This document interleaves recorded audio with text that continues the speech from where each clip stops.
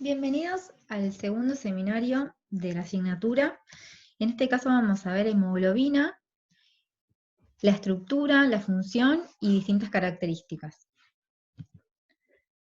La hemoglobina es el constituyente principal de los eritrocitos, es el responsable del transporte de oxígeno y del dióxido de carbono. Fíjense que cada gramo de hemoglobina es capaz de combinarse con 1,34 mililitros de oxígeno. Por lo tanto, en un hombre y una mujer, en 100 mililitros de sangre se pueden transportar 20 mililitros aproximadamente de oxígeno.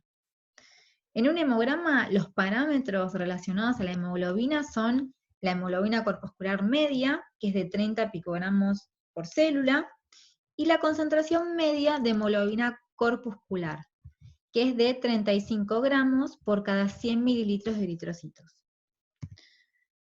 La hemoglobina es un tetrámero, es decir, que está compuesto por 4 monómeros, que tiene un peso de 68 kilodalton.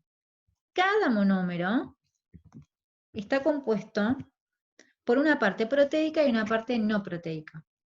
La parte no proteica es el grupo hemo, que tiene una porfirina, que vamos a ver que se llama protoporfirina 9, y en el centro está anclado un ion de hierro. Este ion hierro es donde el oxígeno se une a la molécula. De la única manera que el oxígeno se pueda unir es que el hierro esté en estado +2. Esto es muy importante porque en otro estado de oxidación el oxígeno no puede unirse al hierro. La parte proteica se llama globina, que consta de cadenas polipeptídicas que pueden ser alfa o beta.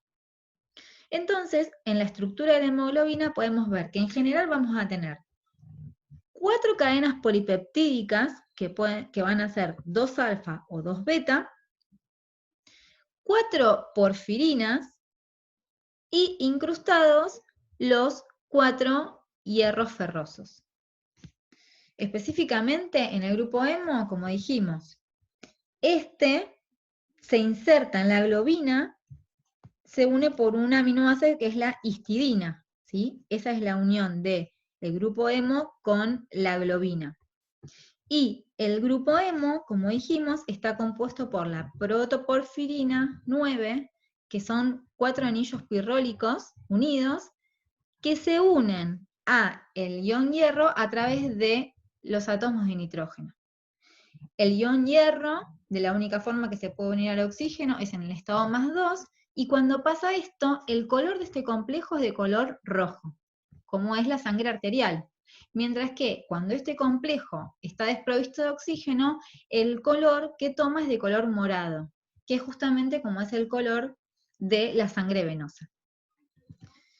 La globina, que es la parte proteica, constituye aproximadamente el 96% de la molécula. En el adulto, la hemoglobina predominante es la que tiene 2 cadenas polipeptídicas alfa y 2 cadenas polipeptídicas beta. Sin embargo, a lo largo de la vida, tanto prenatal como postnatal, existen distintas hemoglobinas. Y la característica que tienen estas hemoglobinas es que tienen cadenas polipeptídicas similares a alfa o cadenas polipeptídicas similares a beta. Independientemente de la hemoglobina que estamos hablando, siempre se va a respetar que son 4 cadenas polipeptídicas, 2 van a ser similares a alfa y 2 similares a beta. Fíjense que las cadenas similares a alfa, los genes se encuentran en el cromosoma 16 y se pueden expresar 2 tipos de cadenas distintas. Mientras que los genes que expresan las cadenas polipeptídicas similares a beta están en el cromosoma 11 y por lo menos se pueden expresar 4 tipos de cadenas. ¿Sí? Volvemos a repetir, independientemente de la hemoglobina que estemos hablando, siempre van a haber 4 cadenas polipeptídicas, 2 van a ser del tipo alfa y 2 van a ser del tipo beta. Entonces, al inicio de la vida, en el embrión, vamos a tener 3 tipos de hemoglobinas embrionarias, ¿sí? Acuérdense que en los eritrocitos, el saco, en el embrión, el saco vitelino es el que produce los eritrocitos. Luego, a partir de las 10 semanas de gestación, se empieza a sintetizar la hemoglobina fetal, ¿sí? Que tiene 2 cadenas alfa y 2 cadenas gamma. Y luego del nacimiento vamos a tener hemoglobina A de adulto y fetal. La hemoglobina fetal a partir del año empieza a disminuir y queda aproximadamente en un 1%, ¿sí? Siendo la predominante en el adulto la hemoglobina A1, que son justamente las 2 cadenas alfa y 2 cadenas beta, y en un porcentaje menor la hemoglobina A2, que tiene 2 cadenas alfa y 2 cadenas delta. Este es un gráfico que representa el porcentaje de cadenas polipeptídicas que constituyen las distintas hemoglobinas a lo largo del tiempo. Fíjense que en las primeras semanas de gestación se observan las cadenas polipeptídicas relacionadas con la hemoglobina embrionaria, después las cadenas polipeptídicas que constituyen la hemoglobina fetal, y ya después del nacimiento las hemoglobinas que van a constituir al adulto. Hay una característica de la hemoglobina de tipo A1, que una proporción muy pequeña tiene la capacidad de poderse unir a la glucosa. Ustedes saben que en la sangre circula glucosa y dentro de las células, en este caso en el eritrocito, la glucosa va a estar en forma de glucosa 6-fosfato, ¿sí? Y una parte de la hemoglobina se puede unir a esa glucosa, formando hemoglobinas glucosiladas, ¿sí? Que son puede haber 3 tipos. Pero la más importante, que es la que tiene una mayor proporción y es más estable, es la hemoglobina A1C, ¿sí? Esta hemoglobina glucosilada. Entonces, como dijimos, la glucosa al entrar en la célula se une a la hemoglobina y esta unión es irreversible, ¿sí?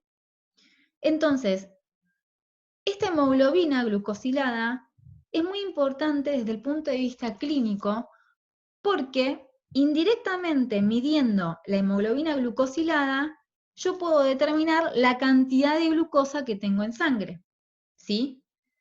Sabiendo que un eritrocito tiene 120 días de vida media, yo puedo analizar la glucemia de una persona durante los últimos 2 o 3 meses previos, ¿sí?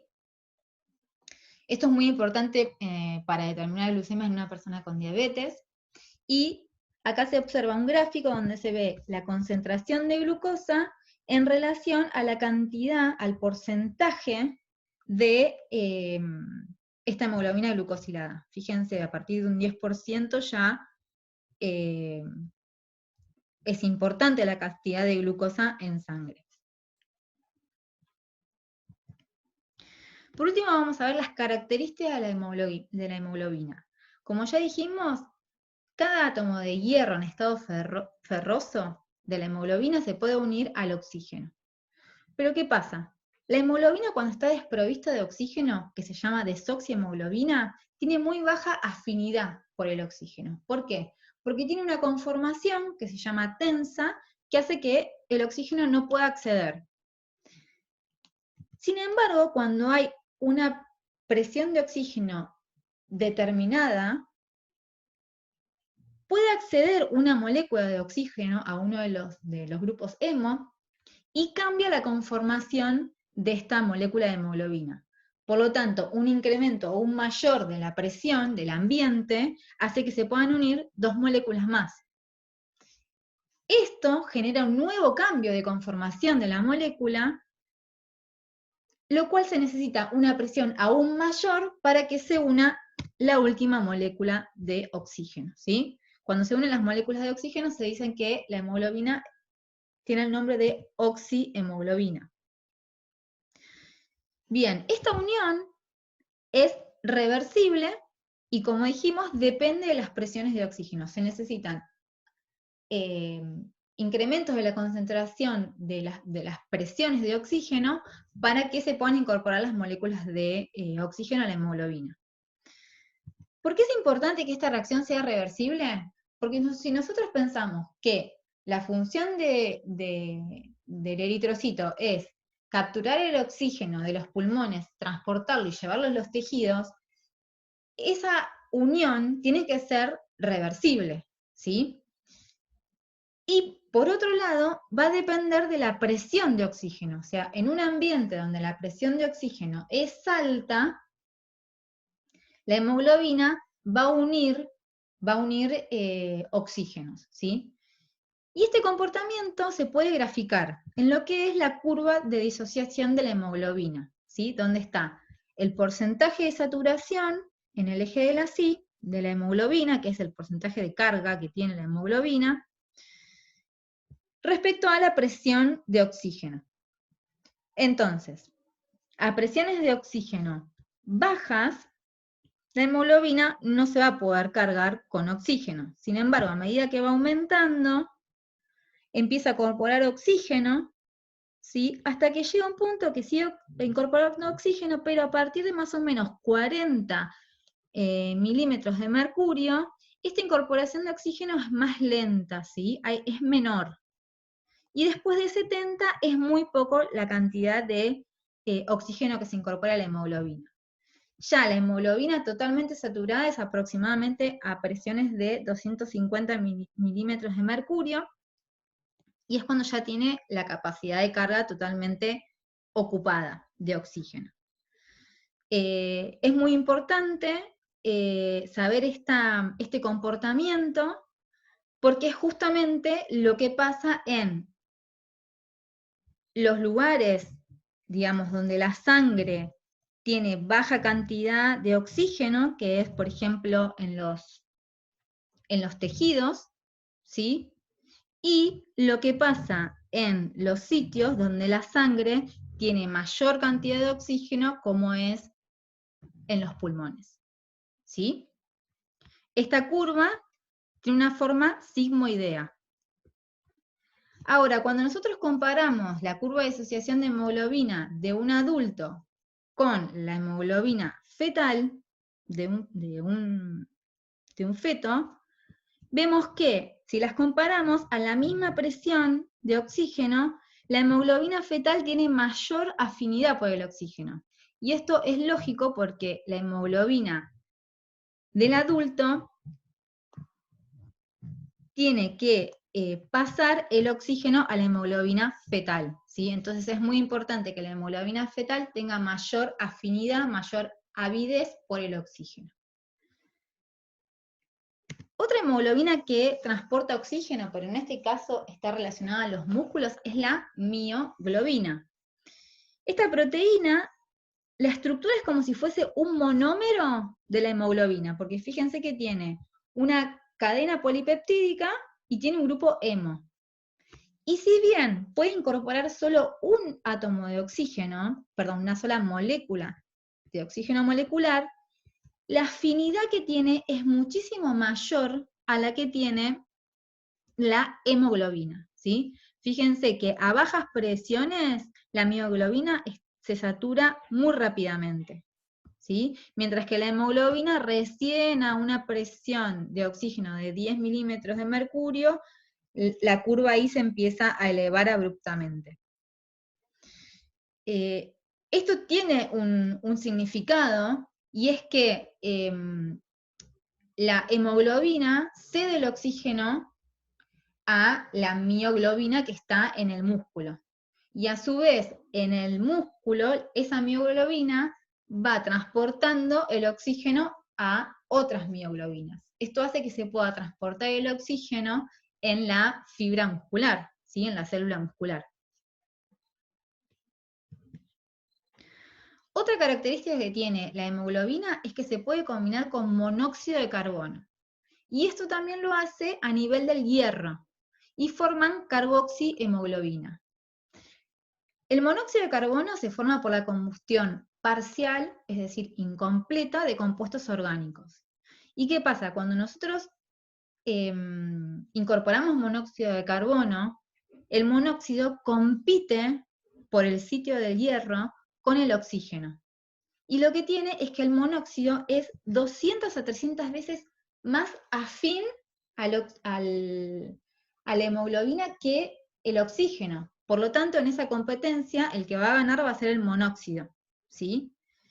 Cuando se forma este compuesto, la carboxihemoglobina, si en sangre del total de hemoglobina tenemos un tercio del porcentaje total compuesto por carboxihemoglobina, ya arrancan los mareos y las náuseas. Ya si tenemos un 50% peligra la vida, y entre un 70 y un 60% de carboxihemoglobina produce la muerte por asfixia. ¿Sí?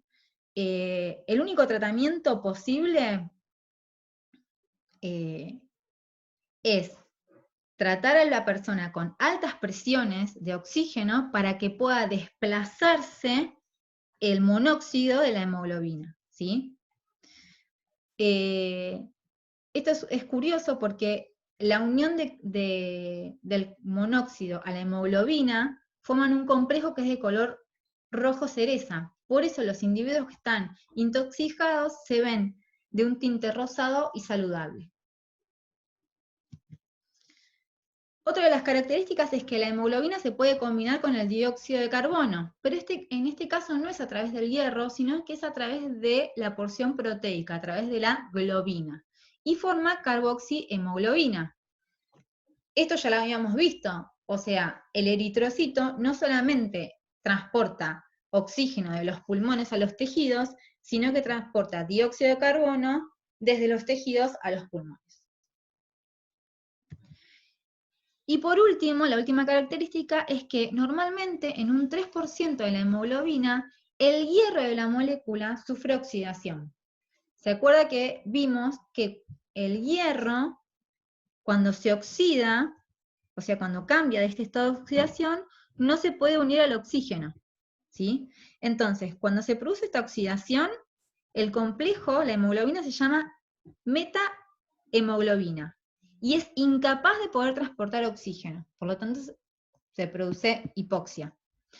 Pero tenemos mecanismos para revertir esta condición, lo que hace que se reduzca el hierro y se vuelva a la condición normal, a través de el NADH y una enzima que se llama metahemoglobina reductasa. El NADH viene de, si se acuerdan, la glucólisis de los eritrocitos, ¿sí? De la célula.